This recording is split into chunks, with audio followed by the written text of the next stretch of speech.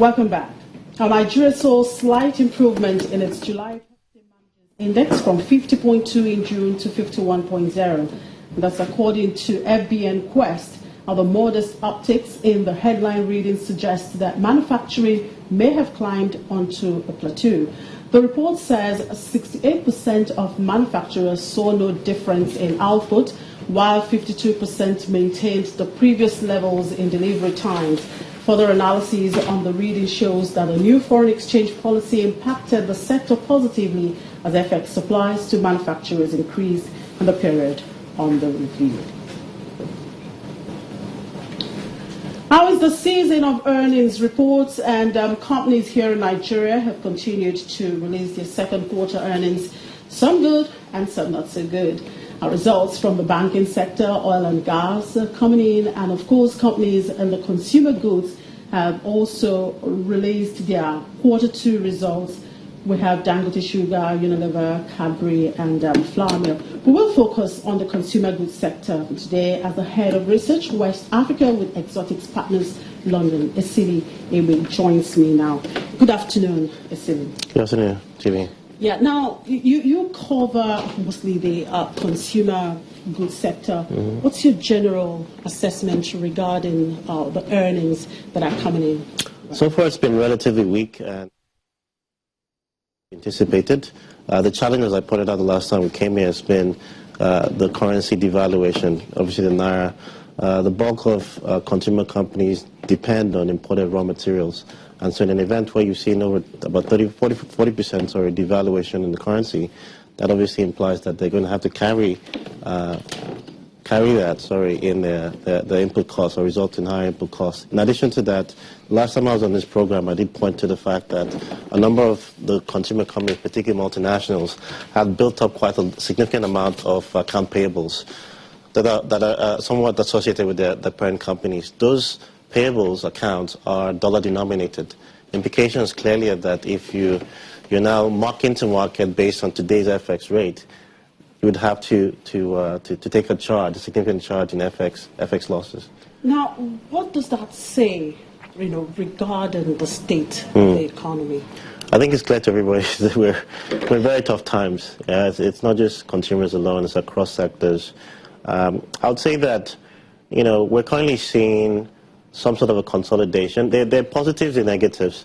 I think the positives have been that it's allowing the sector to consolidate. So a lot of the bigger players are starting to gain market share to disadvantage of smaller players who obviously can't compete. On the negative side, you have some of the things I pointed out. You have relatively weaker net earnings, but you see a lot of the gains in revenue. So for a lot of the companies that have reported so far, they've reported some gains in revenue. Nestle, for example, I think was a big highlight.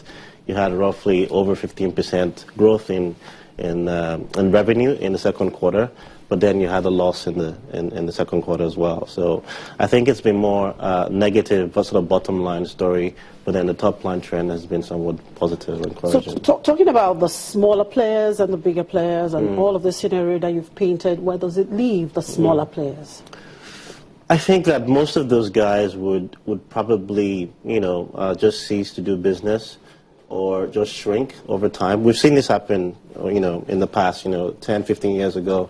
This used to be the case. And with obviously an improvement in technology and relatively stable macroeconomic environment, smaller players were able to grow market share. But now that we've seen, probably in Nigeria, one of the most significant crises over the last 15 years, you've now seen a reversal in that process. So I think it would take at least another 2-3 years before some of those players begin to recover again. But I'm very certain that smaller players will, remain a very significant part of, I would say, trading in the consumer space. But for now, you just see a contraction. Yeah. Now, do you think this earning reflects the state of consumer disposable income? Of course. You have a relatively weak macroeconomic environment. It reflects in consumer perception as to their wealth or, the outlook. And even in cases where, the consumer does have capacity to spend, and we can highlight that, for example, within sort of the upper middle class or sort of the affluent, there's always that reservation to cut back on spending because you're very certain about the future outlook. Yeah. Now, of course, talking about the future outlook, do you think the government policies right now will really help thrive the earnings of some of these companies going forward? You just pointed out that, the sort of liberalization of the FX regime sort of helped with the PMI movement. And I reckon that in a lot of ways that is somewhat positive as well for the sector as a whole, because now manufacturers are getting, dollars, maybe not sufficient enough, but more than they got about a quarter ago. So that is somewhat positive from a policy standpoint. But I think it's very important that we see a lot more. We still need to see a lot. There's still a lot of uncertainty around businesses. Business leaders are still unclear as to, how the economy is going to pan out. Should we expect further devaluation in the naira? The IMF has come out and said that it's likely Nigeria experiences a recession in the course of this year. This is, after, estimating that, growth will be relatively positive earlier in the year. So there's so much uncertainty, and only, I think, strong fiscal monetary policy can really help to set that direction straight. And that's what's lacking at the moment. So what are your expectations from these companies in the second quarter? Well, from your expectation from them and for them.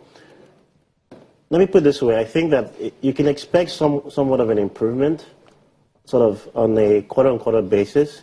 And that's because I'm expecting that they're going to try to accommodate some of those cost pressures by raising prices. Now, the negative is that would only compound the pressure on the consumer.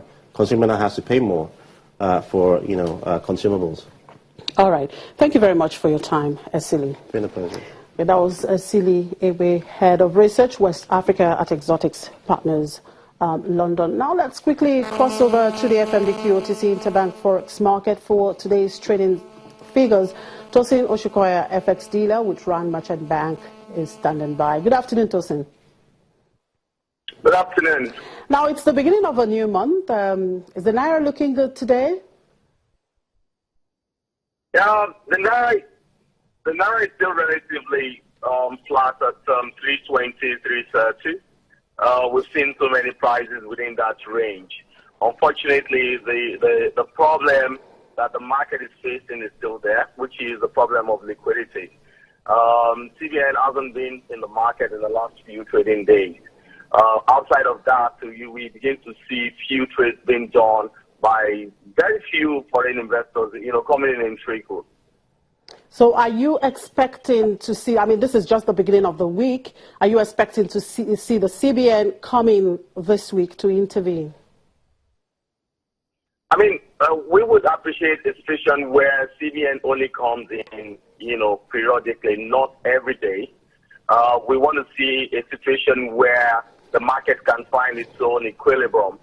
I think when we begin to see 330 or 335, some of these foreign investors might begin to come in.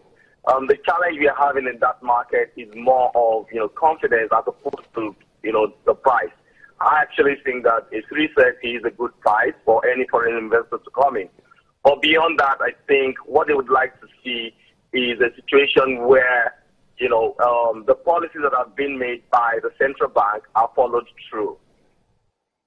Now, the market closed at 331. That was on Friday. What figure are we likely to see at the end of today's trading? Sorry, can you say that again? The market closed at 321 on Friday.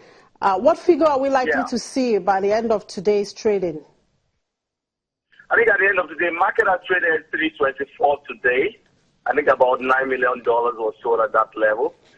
We might see few trades being done in the next few minutes, maybe at about the same level of 325. All right, thank you very much for your time, Tosin. We'll take a quick break and we'll be back shortly.